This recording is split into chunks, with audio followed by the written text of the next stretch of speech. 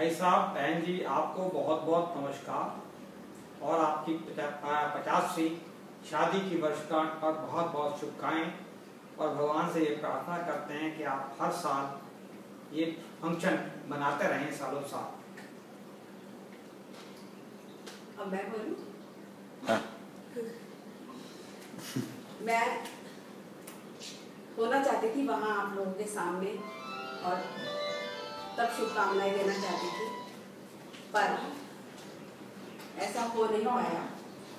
और आज एक अत्यंत विशिष्ट युगल के विवाह की स्वर्ण जयंती के शुभ अवसर पर सर्वप्रथम मेरी हार्दिक शुभकामनाएं। आप दोनों ऐसे ही साथ साथ अनेक विवाह वर्षगांठ मनाएं, ऐसी ईश्वर से प्रार्थना करती हूँ। जीवन के सब कर्तव्यों को तुम दोनों ने पूरा किया, दूसरे सीखे कुछ, ऐसा ही जीवन जिया। आज के दिन का इंतजार था बहुत दिनों से, पर मेरा दुर्भाग्य कि नहीं सम्मिलित हो पाई। विज्ञान की इस खोज से कारण मैं आज आपके रूबरू हूँ। जीजी और भाई साहब का वैवाहिक जीवन एक आदर्श रहा है हमारे लिए। कभी अनबन का आ भी नहीं सुना उनके संबंधों के लिए। जीजी ने एक बार कहा था, जीवन की हर मुश्किल मेरे लिए आसान क्यों बन जाती है पता है वो? क्योंकि तेरे भाई साहब का स्नेह और विश्वास एक घने वृक्ष की सघन छाव है जो हर दुख को सुख में बदल देती है। ऐसे ही मंगलमय जीवन की कामना मैं तेरे लिए भी करती हूँ। और आपका वो आशीर्वाद आज खूब फल फूल रहा है। जीजी तो अपनी है सहोदरा, रक्त संबंध से जुड़ी। उनके ममता और स्नेह पर हमारा अधिकार है, पर जो अपने बन जाते हैं विशेषण उन्हीं को दिया जाता है। जैसे कि हमारे भाई साहब जो हमेशा भाई रहे, साहिबी उन्होंने हमें कभी नहीं दिखाई।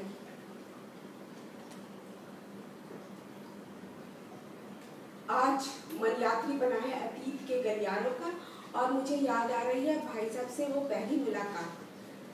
परिवार के विवाह के आयोजन में हम सम्मिलित थे। अचानक खबर मिली कि मंजू को देखने लड़का आ रहा है। बस एक ऐसे अवसर की गहमागहमी से आप सभी परिचित हैं। घर आकर सब तैयारियों में जुट गए। दिनेश भैया के साथ भाई साहब समय से आए। चेहरे की सौम्यता और अपनत्व भरी मुस्कान ने सबके मन को प्रभावित किया। खाना खाने के बाद भाई साहब अचानक चौक में निकल आए। मैं जरूरत पड़ने पर रसोई में बर्तन साफ कर रही थी और मुझे देखकर बोले, मेहरी, अच्छा जी, पहली मुलाकात में होने वाली साली से पंगा, बंदे में है दम। और उस पंगे की भरपाई भाई साहब ने जिस खूबसूरती से की कि बस आनंद आ गया। ये जीजी की शादी से पहले की बात है। महाराज सिंह डिग्री कॉलेज से विदा लेकर भाई साहब शामली जा रहे थे। मैं भाग्यवश उस समय मौसी के पास सहारनपुर ही थी। विदाई समारोह में मुझे भी आमंत्रित किया गया। पूरा वीआईपी ट्रीटमेंट मिला और उसके बाद तो जैसे निर्धन को कुबेर का खजाना मिल जाए। भाई साहब के सहयोगी टीएन अग्रवाल, उनकी बहन सुमन जीजी के साथ हमने पिक्चर देखी 20 साल बाद, जिसमें बहुत डर लगा पर हिम्मत करके हंसती रही। होटल पंजाब में बढ़िया सा खाना खाया और फिर जैसे केक पर आइसिंग की तरह भाई साहब ने मुझे एक फ्रॉक का कपड़ा दिलवाया। रंग आज भी याद है, मेहंदी के पत्तों जैसा हरा, और कपड़ा उस समय का लेटेस्ट डेकोर, जिसका फ्रॉक जीजी ने बहुत ही सुंदर सिला, लेस लगा। सिलसिला आज भी जारी है। मुजफ्फरनगर जाने पर भाई साहब जीजी से पूछते हैं, बुड्ढी को क्या खिलाया? हमारी हर बात का ख्याल रखना जैसे उनकी आदत है। एक और घटना याद आ रही है।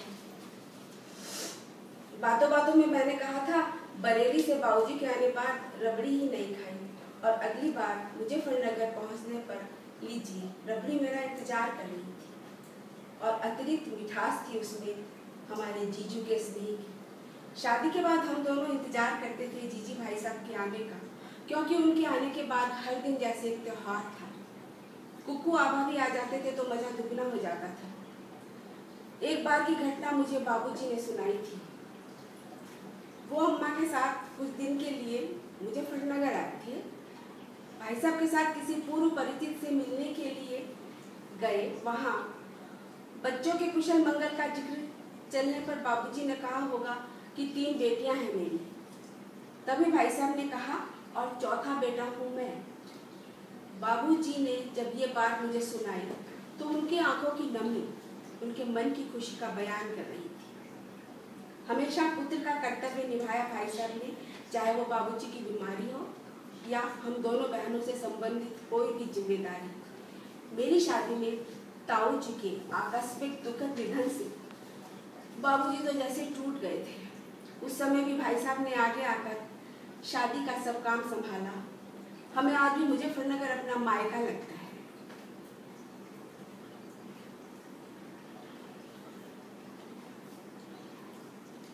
बाबूजी की तुलना किसी से भी करने का मन नहीं होता, पर भाई साहब के लिए मन में ख्याल आता है यही कि हाँ, वो बिल्कुल बाबूजी जैसे हैं हमारे, सरल, निस्वार्थ और एक कर्मयोगी।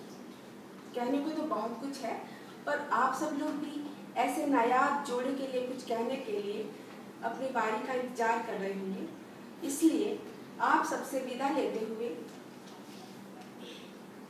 कुछ शेर सुनाती हूँ मैं जो इनसे मुखातिब है। एक हंसों का जोड़ा है, ये उनसे मुखातिब है। एक हंसों का जोड़ा है, ये उनसे मुखातिब है। सूरज तपे तो एक दूजे को पाँखों की छाँव दे। सूरज तपे तो एक दूजे को पाँखों की छाँव दे। घटा घन घोर हो, घटा घन घोर हो, संग बैठ कर नजरों से साथ दे। कितने भी तूफान उठे, कितने भी तूफान उठे, भूले नहीं डगर। कुछ शेर सुनाती हूँ मैं, सजदे में सर झुका के कहूँ हो दुआ कबूल। सजदे में सर झुका के कहूँ हो दुआ कबूल। ता कयामत साथ रहे, ता कयामत साथ रहे, राहों में बरसे फूल। अपनों के संग प्यार से, अपनों के संग प्यार से कटता रहे सफर। कुछ शेर सुनाती हूँ मैं जो उनसे मुखातिब है। एक हंसों का जोड़ा है, एक हंसों का जोड़ा है, ये उनसे मुखातिब है। और अंत में वहाँ उपस्थित सभी लोगों से मेरी यथा योग्य नमस्कार और आशीर्वाद।